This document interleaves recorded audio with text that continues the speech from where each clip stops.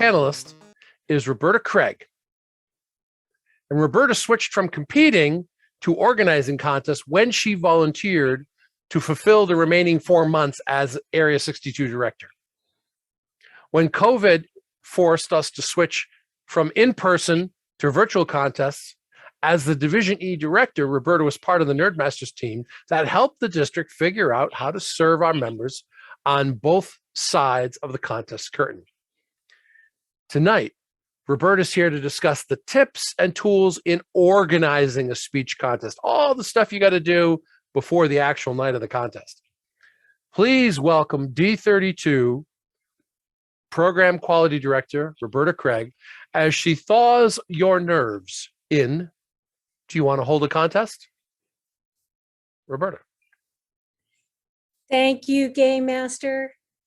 Fellow Nerdmasters, do you want to hold a contest? Come on, let's go and have some fun. It doesn't have to be in person. Let's zoom away into the Zoomosphere. Do you want to hold a contest? Have some courage. We'll show you how. Nerdmasters is here, and D32 leads the way. So let's hold a contest. Okay, I hope I got your attention. I think somebody put in there Zoomosphere. Wipe that out of your memory. We've done this time and time again. We, District 32 and the Nerdmasters, are pros. And we're here to show you how to hold a contest. Now, there's a couple of, the who, what, when, where, why, and hows, and I'm going to try and cover all of that tonight in my speech. The first, most important one is when. There are some deadlines in District 32 that has to be met, and while we haven't exactly narrowed down the dates with the area and division directors, they're roughly this. By the end of February, all club contests must be finished. And the contestants have to be made known to the area director so that they can get all the proper documentation in line. Area, bless you.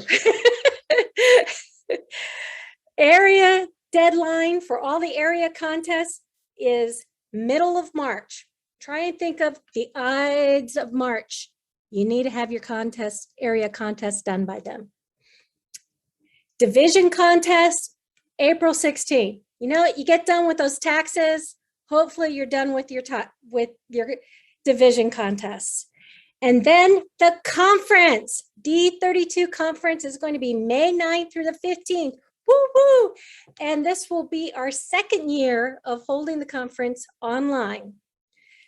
So where do we go from here? We know the whens. The where, of course, the Zoomosphere.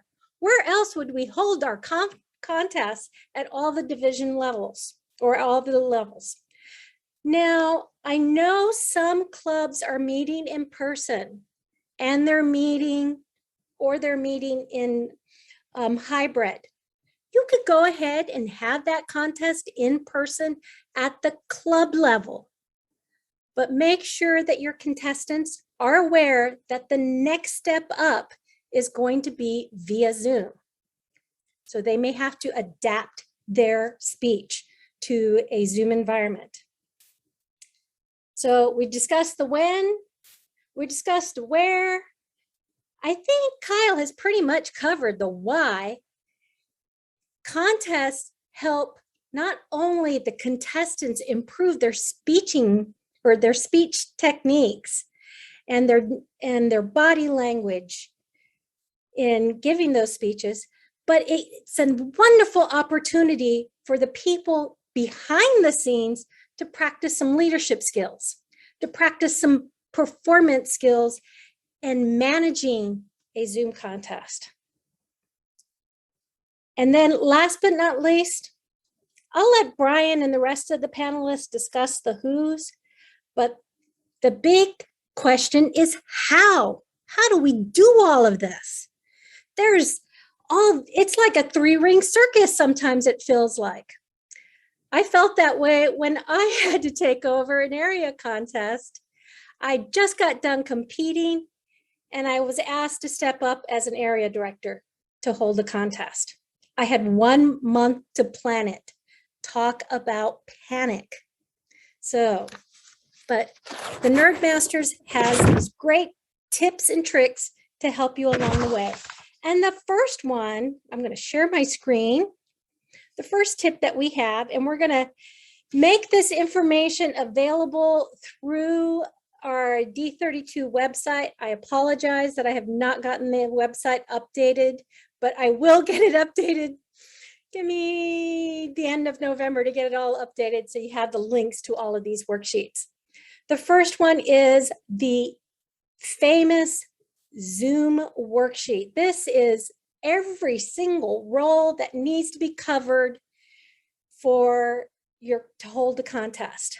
Your Zoom hosts, you need a host and a co-host, and maybe even a backup co-host on there.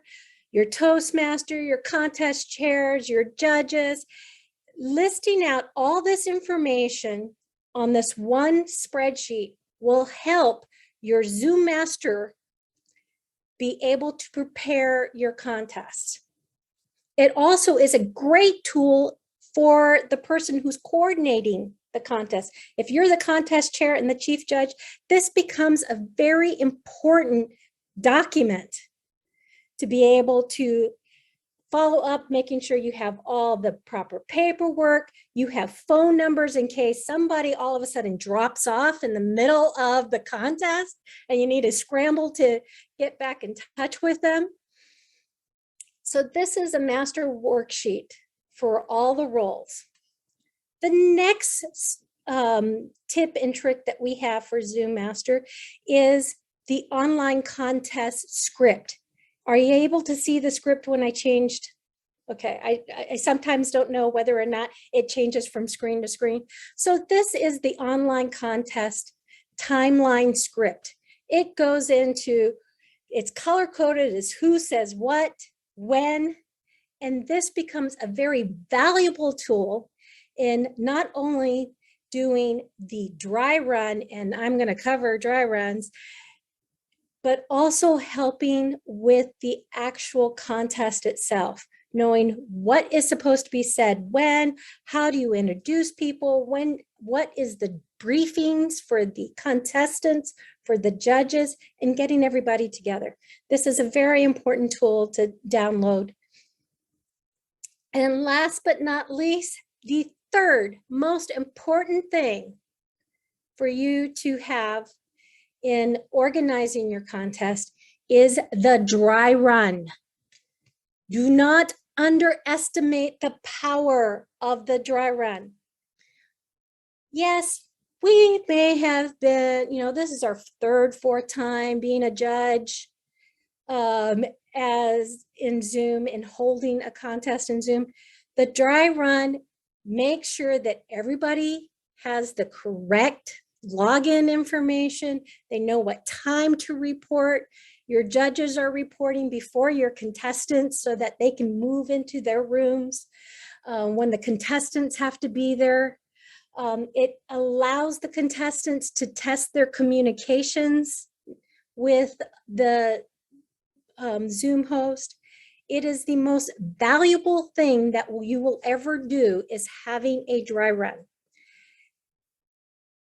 And as program quality director, I almost want to make it mandatory. If you don't have a dry run, you're going to have to start your contest really early just so that you can have your dry run before your live run. The dry run allows you to work out those kinks. And then when it comes to the actual contest, hopefully everybody's kinks are all worked out. The contestants know what they're lining. They know what their speaking space is. And the judges have actually tested that they're able to log in, that they're able to utilize the ballot sheet and how they're going to communicate those things. So those are the three most important things I think I've covered: the when, the where, the Zoomosphere, the why, the dry runs, the spreadsheets. And now we're all ready to let's hold a contest. Back to you, Game Master. Game over.